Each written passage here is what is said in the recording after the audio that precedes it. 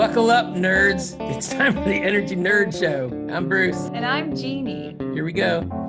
Did you ever think that Energy Nerd Show and Tell is a little bit like a microgrid? Really? Yeah, it's a really good idea, and it should be accessible to everyone. And growing like crazy. Yeah.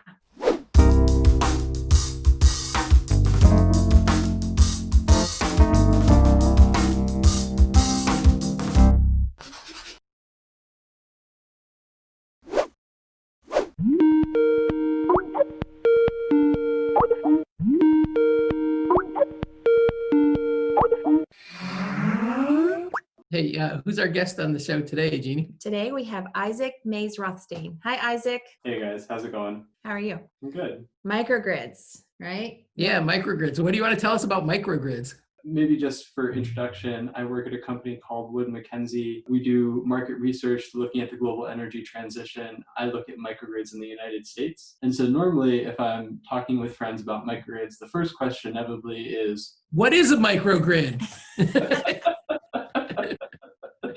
Yeah, exactly. I'm based in Boston. The example I'll usually say is, let's say there's a blackout in Cambridge. Harvard has a combination of some computers, some generation that would allow their campus to stay on and sort of create a small grid, an island during a power outage. And so one of the things that we did for our clients is work to sort of make a visual and talk through some of the nuances of what we mean by a microgrid and how that is separated from maybe some of the other types of technologies that can be sometimes used similarly. And so the first thing when we think about a microgrid is that they're a type of distributed energy resources with some unique capabilities. And so what do I mean by distributed energy resources? These are energy resources that are on the distribution grid. So some good examples are maybe solar on a commercial building, or energy storage, or a combined heat and power plant like we have in the medical district here in Boston. Those are sort of the energy resources. There's sort of three key features that we've focused on as we've talked with clients and the industry more broadly about what makes a microgrid. The first is the ability to sort of create that electrical island within a geographic perimeter. And so allow that space to have some extra resilience for its electric system. One of the other points, as we've talked with folks, is the size of these systems. Most microgrid developers will not look at systems below 100 kilowatts. So that's often the size that we start tracking as we get into this graph later, and often being able to island for longer than 24 hours. So many folks think of having solar plus storage on your building as a microgrid, and that can provide some resilience. The issue is that it might only be for 2 hours for many of your critical equipment. We can call those nanogrids. They provide less resilience, is the way I think about it. And then the final point is that they're able to be coordinated as a single entity. And so in this visual, some of the feedback we've gotten is that we've sort of been able to think about how to differentiate a microgrid, say, from a virtual power plant, which is another term that gets thrown around to coordinate multiple distributed energy resources. To sort of differentiate different types of microgrids, we've thought about the difference between a basic microgrid and an advanced microgrid. So a basic microgrid has one distributed energy resource. You get into a little bit of the energy system in some ways with this, where you have maybe a combined heat and power natural gas plant, and that is going to be able to provide microgrid functionality by itself without any other assets. And so that would be an example of a basic microgrid. An advanced microgrid is more what we're seeing now of that includes maybe solar storage and maybe some other distributed fossil generation as sort of the last tier of backup. Just about controlling the loads on the customer side of the microgrid. Are you talking about, storage, yes, but what about like controlling the equipment, charging EVs and things like that? The cheapest electricity is the electricity you don't use. And so there is this real question around what part of your electric system needs to have that extra resilience. Is it everything, or is it just some of the critical infrastructure? So a good example is with hospitals.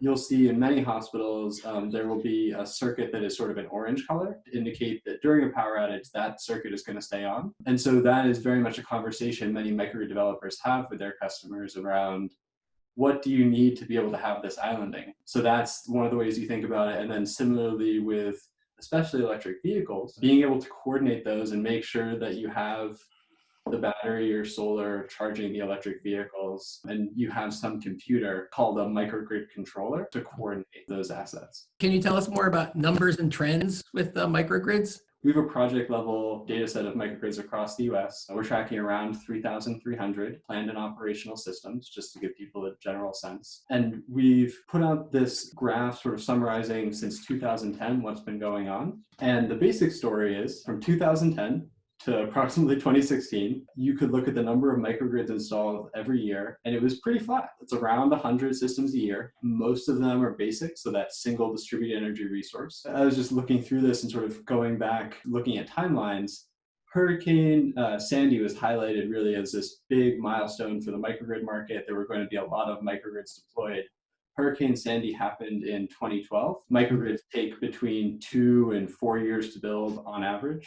It varies a lot based on the type of system. And so you don't really see many microgrids coming out of that when you look at the national picture. And I think one of the points with this graph is you start to notice around 2017 how much things change. You see growth of both these basic microgrids for the first time. What we're seeing is the emergence of these smaller microgrids, maybe that could be at a grocery store, for example, or another maybe smaller retail location rather than a big hospital complex was sort of the microgrids of many of the past. We're starting to see more small microgrids being deployed. And the microgrids, when you look at the distributed energy resources on those systems, they're starting to look more like modules that are being put together almost like Legos. They're being manufactured in a factory. The construction is relatively quick. By comparison, the controls are built into some of those assets, and then they're up and running and supporting their customers.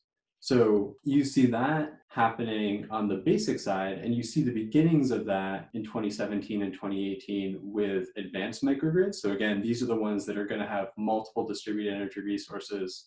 Most often in the United States, they're going to have solar and maybe storage. Part of the story here is the decreasing cost of both of those energy resources. And so that really enabling more advanced microgrids to grow. When you get to 2019, we see advanced microgrids really taking off. This is a really good example in Puerto Rico of microgrids that are using solar and storage that are able to island the critical loads, those most important loads, for over 24 hours and doing it in a modular fashion. That's really the story of the growth of the number of microgrids up to 2019. When we've looked at the first half of 2020, when you compare it to 2016, it's not bad. There will be a fine number of microgrids grown, but it's not clear. One of the coronavirus has caused some real delays in deployment. It's been a slow start to the year, and we're curious to see as some areas come out of lockdown, whether those systems are able to come online in the timelines that had been outlined previously. Yeah, I think that the storms and fires and blackouts in the West and so on would be, business would be booming for microgrids with people concerned about their reliability. Yeah, and so this gets a bit into who are the customers for microgrids? Like, who are buying these systems? And so we're seeing a lot of commercial and industrial customers and hospitals. It costs them a lot of money to lose power for some time looking into these options. And so we've heard a lot of feedback about various microgrid developers exploring microgrids in California. I mean, the most recent storm, just reading this morning about the devastation in Florida. Unfortunately, there are going to continue to be natural disasters, extreme weather events that really strain our electric system, our bulk energy system. And so there's a real question of, will microgrids be able to step up to provide the additional resilience for customers who can pay for it? What about the role of the utilities? Are they enthusiastically embracing this and promoting microgrids and supporting them, or are they kind of slowing things down and getting in the way? There are a few things that it varies by. And the first thing to think about is, before this role, if someone said a utility, they would think about the electric bill they get every month, and they know that the utility provides electricity to them. And that's been historically the role of the utility. Many utilities have developed a deregulated arm that has started to develop projects. Duke is a good example of this, that is building solar and storage. On the interconnection side, there's a repeated of basically connecting the microgrid to the central grid when it is on the utilities grid. That is something that people put forward regularly as a real challenge for the microgrid industry. And it is something that's being worked on, especially in California. By comparison, there are also the unregulated arm of these utilities are also building microgrids themselves. So different parts of the business are doing different things. Thanks, Isaac. Thank you guys so much for inviting me. This was great fun. It's really nice to see you. Take care. Bye, guys. Thanks for watching. This is Energy Nerd Show and Tell. It's the show that we want to watch, so we're thinking maybe some of you energy nerds want to watch it too. If you do, then hey, tell your friends and subscribe right around here. Click there, And check or there, or over here. Instagram and Twitter and Facebook and YouTube and where Yeah, else. and the Energy Nerd website at energynerdshow.com. You can always go there. And if you want to be a guest, you can volunteer to be a guest. We love to have guests. In fact, that's kind of what the show is all about. Absolutely.